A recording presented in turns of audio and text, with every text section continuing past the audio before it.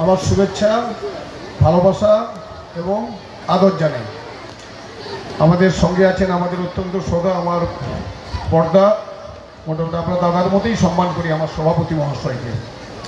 আজকে যিনি সভাপতি, এখন মনে হচ্ছে আমাদের রবিদার কথা খুব মনে হচ্ছে, তাই তো?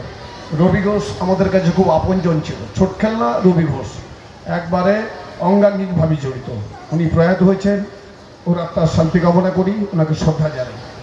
সঙ্গে আছেন আমাদের প্রণম্য মহারাজজি, ওনাকে আমার দণ্ডবোধ জানাই।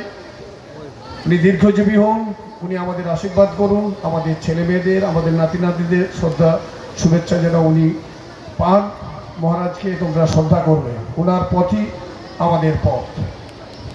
আমার অত্যন্ত প্রিয় প্রধান শিক্ষক মহাশয়, উনি ডক্টরেট, তোমরা ওই দিকটায় লক্ষ্য রাখো যে ডক্টরেট কথাটা তোমাদের পেছনে যেন থাকে। ডক্টরেট, পিএইচডি, এফআরসিএস এইসব যেন থাকে, আইএএস, আইপিএস, ডব্লিউবিসিএস এইগুলো থাকলে তোমরা সমাজে সমাদৃত হবে এবং মহারাজকে শ্রদ্ধার সম্মান জানাবে। ওনাকে অনুসরণ করো, তোমরা ঠিক জায়গায় পৌঁছে যাবে। মঠের নাম, রামকৃষ্ণ মঠের নাম আজকে সারা পৃথিবী জুড়ে সম্মানিত এবং প্রণীত। সকলকে শুভেচ্ছা থাকলো।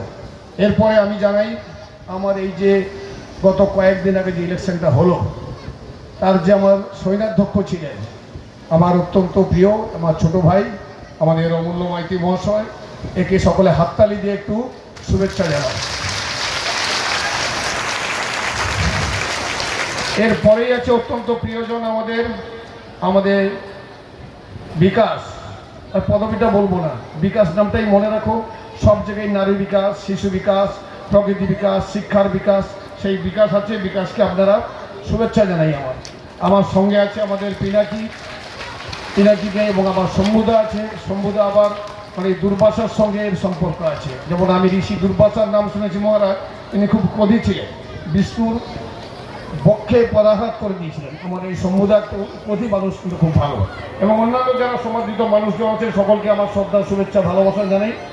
আজকে তোমাদের খুব কষ্ট হচ্ছে, আমি খুব বিরক্ত এবং বিতর্ষত, কারণ আমি মাস্টারমশাইদেরকে অনুরোধ করব, বাচ্চাগুলো আমাদের বাচ্চা, আমাদের নাতি, এবং নাতি নাতনির সম্বন্ধে কি বলে, যার ছেলে মেয়ে নেই, যার নাতি নাতনি নেই, তাদের খুব কষ্ট। কেন কষ্ট হয়? এমনি লোক বলে নাতি স্বর্গে দিবে বাতি, কারণ এমনি একটা প্রবাদ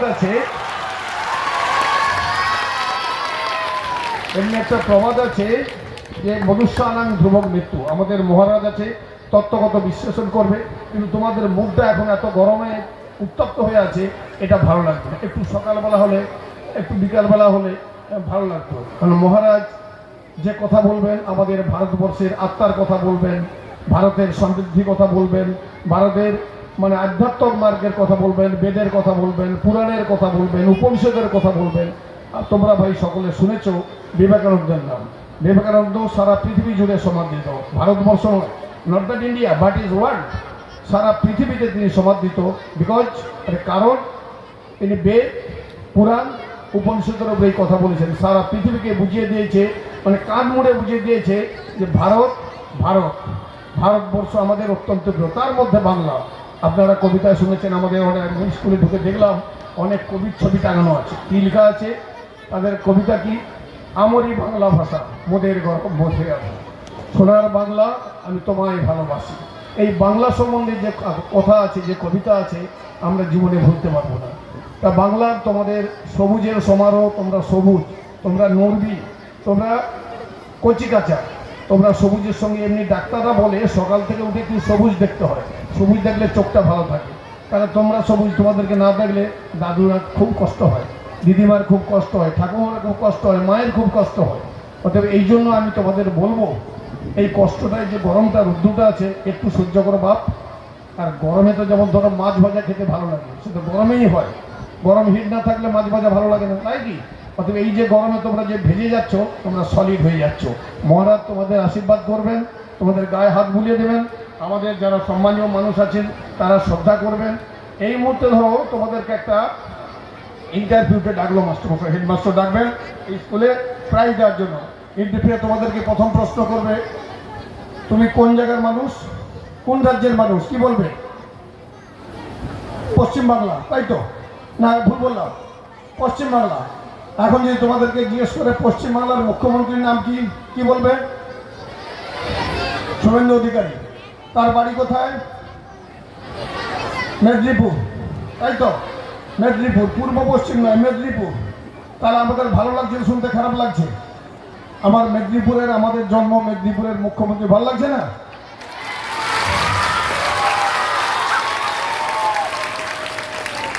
একটি প্রশ্ন করলো আরেকজন মাস্টারমশাই, ইন্টারভিউ বোর্ড যিনি আছেন, যে ভারতের প্রধানমন্ত্রীর নাম কি? নরেন্দ্র মোদী। ইনি খুব সাংঘাতিক লোক। ইনি যার জন্য একটা অনুষ্ঠান করছেন, আজকে থেকেই আরম্ভ হবে নেতাজি ইন্ডোর স্টেডিয়ামে, যোগ ব্যায়াম। আর যোগ ব্যায়ামটা কি, এটা তো তুমি বিবেকানন্দকে এখন পাবে না, আর সুভাষচন্দ্রকেও পাবে না, আমার মাস্টারমশাইকে পাবেন, আমার মহারাজকে পাবেন। এর কাছে জেনে নেবেন যোগ ব্যায়ামটা কি। তাহলে একটু তোমাদের সময় দিতে হবে, একটু দেরি হয়ে গেছে, নিজ গুণে ক্ষমা করো। তবে পত্রিকা সবুজ, আর তোমার যদি রৌদ্রের তাপ না লাগে, তোমাদের শালক সংশ্লেষ হবে না, আর খাবার তৈরি হবে না। রৌদ্র ভালো জিনিস, ঠিক আছে? লোক বলেনি যে পৃথিবীতে সবচেয়ে সত্যি কি? সূর্য। সূর্যের মতো সত্যি কেউ নাই।